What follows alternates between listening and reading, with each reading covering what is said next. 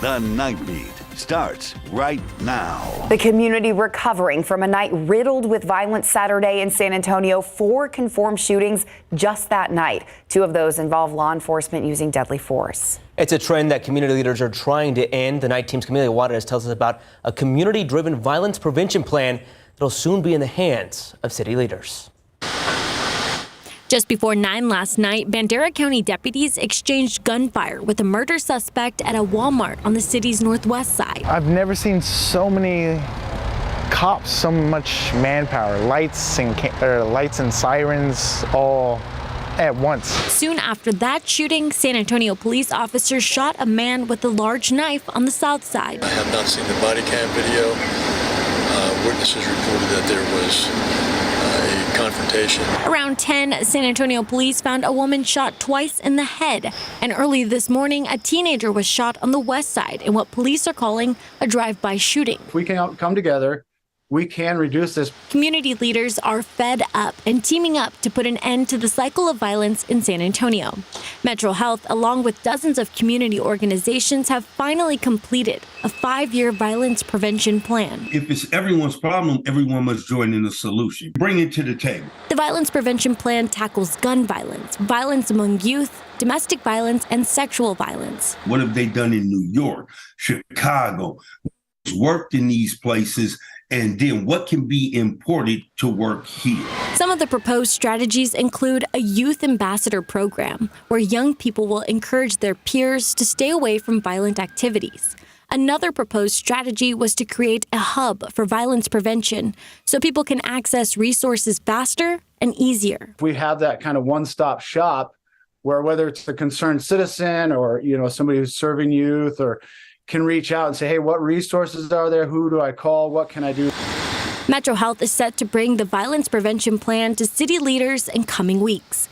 After reviewing the plan, city leaders will decide how to support the strategies. Camila Juarez, KSAT 12 News. Thank you, Camelia. And a new budget by City Council will soon support the San Antonio Police Department in increasing its forces. The Night Team's Avery Everett shows us how line items in next year's budget could help the police department during times like last night. He's deceased. A suspect shot and killed by SAPD. He was armed with a knife. It happened late Saturday night on the south side on Roosevelt Avenue, all after what police called an altercation. The officer wound up having to use deadly force. That's just one of the 4 confirmed shootings overnight that SAPD responded to. These shootings come in a month already marked with 5 SAPD officers shot in a span of 2 weeks. But with the passing of the City Council's spending plan this past week, more staff is budgeted for SAPD. We need to increase the number of officers who need to help. The budget allows for the San Antonio Police Department to add 105 police officers. It's the single largest increase to the department in more than 20 years. But that's not the only budget item involving SAPD. During budget talks this summer, City Council really wanted to expand the city's mental health response. Now they're adding more money to achieve this around the clock. Right now, we know when the peak times are, and we want to make sure we have people here for those peak times. The budget allows for the San Antonio Community Outreach and Resiliency Effort, or SACORE, to work around the clock. They're the team made up of a trained police officer, SAFD paramedic, and a licensed mental health clinician to respond to mental health calls. Right now, they only work 7 a.m. to 11 p.m. But starting next summer, this program will have 3 teams with around-the-clock coverage for mental health. We want to make sure we have people here for those peak times. As for the mental health unit at SAPD, increasing its staffing is a top priority for the department. We're a very large city, and unfortunately, we see a lot of mental health issues. This budget becoming a support for SAPD. We need more officers in the mental health unit. We do, and we will eventually get there. But only one step in securing specialized response for San Antonio. So SAPD wants to expand its mental health unit, but it's also looking to train its officers on mental health response. The problem is with this, it's going to take 3 years to train all their officers. Reporting live, I'm Avery Everett, KSAT 12 News. Avery, thank you. Now to Wilson County, where deputies need your help finding a man they say escaped arrest today. Robert Atkins ran from deputies this afternoon when they tried to arrest him inside an RV. He's wanted on burglary and theft charges, and deputies say he has a history of running from them. Texas DPS and Livonia police are assisting in the search. Wilson County deputies ask everyone in the area to secure their property and remain vigilant. If you see Atkins or know where he is, call the Wilson County Sheriff's Office. That number is 830-393-2535, and it's posted on your screen. Well, police are investigating an overnight accident that left a moped driver dead. It happened at the intersection of Wurzbach and Lock Hill Selma Road around 1:30 this morning. Police say the man driving his moped made a left in front of an SUV that had the right of way, and he was hit. Police pronounced that driver dead at the scene. As for the man driving the SUV, police say though he did not cause the crash, he was still evaluated and arrested for DWI. And police also investigating an argument between roommates that turned violent. SAPD was called to the 400 block of Montrose Street just after 11:30 last night and found a victim with a cut on their hand. The victim was taken to a nearby hospital. Meanwhile, that person's roommate is accused of cutting them and remains on the run tonight. The unemployment rate is up in San Antonio. That's according to Workforce Solutions Alamo. The unemployment rate here is 4.3%, but it's all not doom and gloom. The Alamo City is doing a bit better than the Texas unemployment rate, which sits at 4.5%. Workforce Solutions says the growing number of people entering the workforce affects the unemployment rate as they wait to get jobs. September is also Workforce Development Month, so if you're looking for a job, you can visit our leading essay article on our website, KSAT.com, and there you can find a link to Workforce Solutions Alamo. And it might be time to roll up your sleeves again. Doctors say the new coronavirus booster shots will be ready to go this week. This is at a time when SA Metro Health reported more than 2,000 new cases this week, although it is a drop from last week. The federal government approved the new COVID vaccines last week. The booster shot targets the new strain of the virus. Pharmacies in San Antonio and pop-up clinics will carry the vaccine. The San Antonio Fire Department is investigating 2 house fires that happened today. This one happened at a 2-story home on North Calaveras Street early this morning. Fire crews say it took a little less than an hour to put it out. Thankfully, no one was hurt, but the fire department is still investigating how it all started. Fire officials also looking into this northeast side house fire that sparked around 3 this afternoon.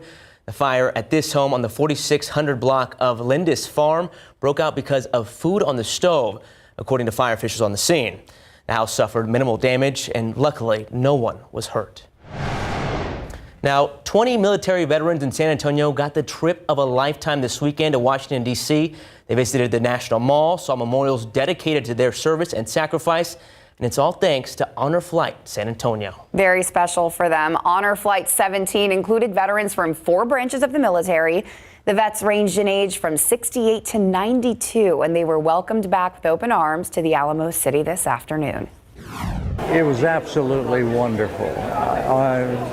What we did this weekend is something that everybody in the United States should be required to do. There are more than 120 Honor Flight hubs all over America that organize these once-in-a-lifetime trips. Very special indeed. All right, let's go outside with live cam here tonight. It was a beautiful start to the morning earlier today. We saw plenty of sunshine. A few clouds worked in this afternoon, but our highs were still able to climb into the 90s. Now, as we gear up for our Monday, it's going to be a very similar day. We're going to start off pretty seasonable, right around 70 degrees, plenty of sunshine, especially throughout the first half of the day, a high around 95, and just a 10% chance for a very stray shower. More of us than not are going to miss out. A few more seasonable mornings in store, but high pressure is going to take back over through the upcoming work week, which means rain chances come down. Still warm in the 90s, but no triple digits currently in the 7-day. We'll get you a full look at all those details coming up in just a few, Courtney. All right, Mia, thank you. Well, the Texas Commission on Environmental Quality is issuing an ozone action day for San Antonio tomorrow. Officials say conditions are expected to be ripe for producing high levels of ozone air pollution in Metro San Antonio. So to help keep our air healthy, residents and businesses are encouraged to do pollution reducing activities like carpooling, turning your car off instead of idling, setting thermostats 2 degrees warmer in the afternoon, and refueling vehicles after 6 p.m. Still ahead on the Night Beat, we're kicking off Hispanic Heritage Month by looking and listening to an instrument that takes every celebration to the next level. How a nonprofit here in San Antonio is making sure the music never stops. Plus, September is Suicide Prevention Awareness Month, and KSAT is bringing that awareness front and center. A former Marine shares his journey and highlights how financial wellness is an important factor in mental health. And shockwaves sent through Southern California after a Los Angeles deputy was shot and killed inside his own patrol car. Everything we know about this situation next on the Night Beat. Former President Donald Trump says he did not listen to his attorneys that told him he lost the 2020 election because he didn't respect them. In an interview with NBC earlier today, the former president says he listened to several advisors and lawyers, but he decided on his own not to accept the election results. Since that loss, Trump has been indicted for his efforts to overturn that election. Special counsel Jack Smith alleges Trump knew the election claims he was making were false, even after those aides told him that he'd lost. You hire them, you never met these people, you get a recommendation, they turn out to be rhinos or they turn out to be not so good. In many cases, I didn't respect them, but I did respect others. I respected many others that said the election was rigged. Were you listening to your lawyer's advice or were you listening to your own instincts? I was listening to different people, and when I added it all up, the election was rigged. Trump is facing 91 criminal charges and 4 different criminal cases against him across the country. When asked if he was worried about going to prison, he says he doesn't even think about it. And Ukrainian President Volodymyr Zelensky will speak to U.S. senators when he visits Washington, D.C. this week. Senate leaders Chuck Schumer and Mitch McConnell will host a Senate-wide meeting with the Ukrainian president Thursday. That meeting comes while Congress is weighing a White House request to send more aid to Ukraine. Meanwhile, Republicans in Congress are fiercely divided on the issue, and there's no plans for Zelensky to address a joint session of Congress. President Joe Biden and Zelensky are also scheduled to meet this week around the United Nations General Assembly meetings. The Red Cross asking Americans to roll up their sleeves to overcome a big blood shortage. The nonprofit says the distribution to hospitals and medical centers is now outpacing the donations being made. Supply levels fell nearly 25% since early August because of a drop in donations and back-to-back months of natural disasters. The Red Cross needs to collect about 12,500 donations every day to meet patients' needs. And tragedy in Palmdale, California. A Los Angeles County Sheriff's deputy ambushed and killed while inside his own patrol car sitting at an intersection. A 30-year-old gunned down just days after getting engaged. ABC's Rihanna Alley reports while authorities are still looking for that suspect. Police in California say a murderer is on the loose tonight after someone ambushed a Los Angeles County Sheriff's deputy on Saturday, killing him. Authorities say Deputy Ryan Klinkenbrummer was on duty in uniform and in his patrol cruiser near the Palmdale Sheriff Station when gunfire erupted around 6 p.m. Investigators calling it a targeted act. It was an unprovoked attack on an honorable public servant, an attack on law enforcement community at large as well. This surveillance video obtained by ABC station KABC is now part of the investigation. A dark-colored car can be seen slowly pulling up next to the deputy's vehicle and then pulling away. The vehicle is described as a 2006 to 2012 Toyota Corolla, dark gray in color. Klinkenbrummer was found unconscious by a Good Samaritan who called 911. He was transported to the hospital, where he succumbed to his injuries. First responders lining the route as the young deputy's body was transported to the coroner's office. His murder coming just days after the 30-year-old had gotten engaged. He had so much ahead of him. And this coward or cowards took his life while he's sitting at a red light, waiting to serve our community. That very community coming out to pay their respects as well. I hope and pray that we catch that person. Rihanna Alley, ABC News, New York. And back here at home, we want to give a big congratulations to the Central Catholic High School JROTC drill team. They earned top honors at the U.S. Army National Drill Championships. The team was honored with the ring ceremony this morning at the school just across the street from here at KSAT. So we want to give a big congratulations to them. Very cool. Yeah, you know who else brought home some hardware? Huh. Mother Nature. Mother Nature did. At least yes. here in San Antonio. We've been talking about it all day at how amazing this morning felt. Yeah. Wasn't it so wonderful? Yeah, if you did step out this morning, you noticed the lower humidity and yes, slightly cooler temperatures. Take a look at the morning lows that we found in and around the San Antonio area earlier today. Now for us here in Bexar County, upper 60s and low 70s. Check out the hill country. Low 60s are reported. 61 in Kerrville was the morning low earlier this morning. 62 in Comfort, 63 in Bernie.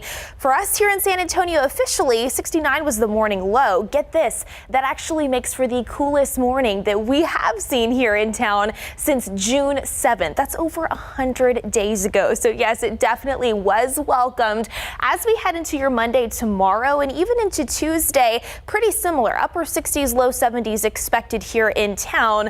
But then as we head into the middle to later portions of the upcoming work week, we're going to start to see a little bit more moisture work back in. And because of that, those morning lows come up to the low to mid 70s range. So here's your forecast for first thing tomorrow morning around 7 a.m. Stepping out the door for the morning commute. Again, a little bit cooler the farther north and west that you go up into the higher elevations in the hill country. Low to mid 60s for places like Kerrville, stretching over to Comfort, down to Bandera. For us here in San Antonio, around 70 degrees. I do think we will see plenty of sunshine throughout the first half of the day and even into the early afternoon. By lunchtime, a forecasted temperature around 88 degrees. And then as we head into the peak heating time of day by about 4 to 5 o'clock, 95, that forecast high. So yes, very similar to what we saw out there earlier this afternoon, and just a 10% chance for a very stray shower. More of us than not, unfortunately, going to miss out, and that is going to be the trend in the next several days as well. So tomorrow afternoon, 92 in Bulverde, stretching over to Canyon Lake, 97 in Floresville, a little bit warmer the farther south and east that you go. Now humidity should still be on the relatively lower end tomorrow into the afternoon. Those dew points dropping off into the 50s, so that definitely helps with that comfortableness factor. But then you see as we do head into Wednesday, Thursday, and even Friday, winds are going to shift back in from the southeast, which means we start to see a little bit more of that moisture work back in, and because of that, the humidity will rise. Now let's talk about the overall setup, what we're expecting in the upper levels of the atmosphere in the coming days. Right now, not a whole lot going on here in south central Texas, but I want to take you farther off to the southwest. We have another area of high pressure that's going to build and work its way farther up to the northeast here over the next several days. And as it moves into the Lone Star State, especially by Wednesday, Thursday, and Friday, you can see in terms of the rain making energy, that once again is deflected around that high pressure system. So we don't really have any notable or significant rain chances to talk about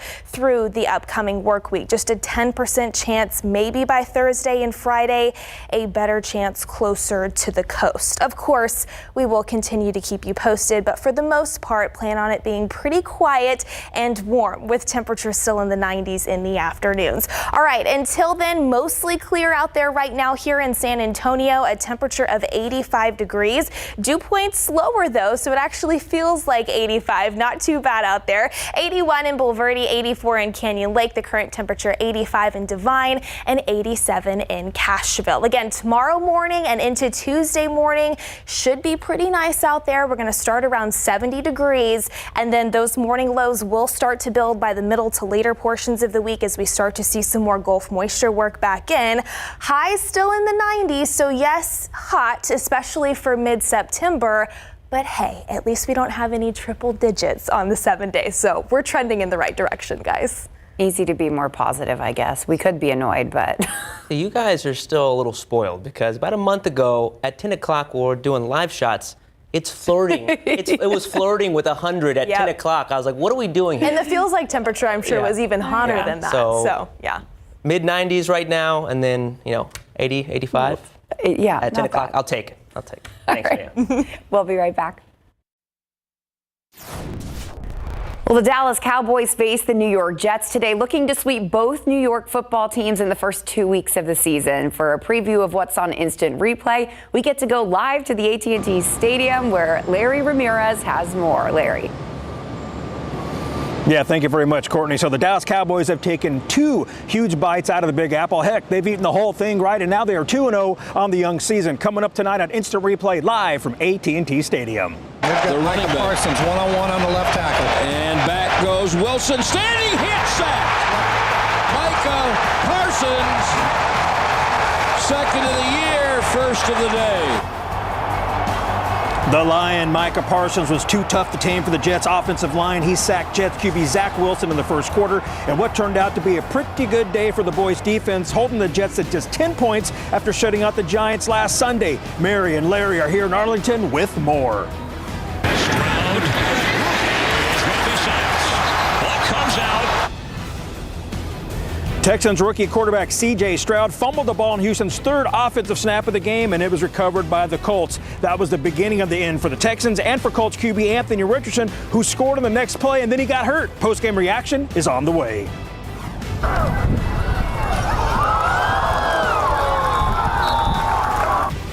Another week of BGCs in the books, and we had plenty of hard-hitting action, great throws, catches, runs, and awesome games. Who made the cut in this week's Best of Big Game coverage week 4? Plus, we've got a brand new 12's Top 12 in Class 6A, 5A, and Sub 5A, and John Jay is making some noise. Yeah, we see you, Mustangs. Plus, the newest member of KSAT 12 Sports, Nick Mantis, is back in the studio. He's got the rest of your NFL action. It's all live from Arlington and San Antonio right after the Nightbeat. Courtney? All right. We love to have Larry and Mary out on the road, and we'll have Nick here for you. Still ahead, though, on the Nightbeat, keeping the music alive, how a nonprofit in San Antonio is keeping the sound of Hispanic Heritage Month going for the next generation.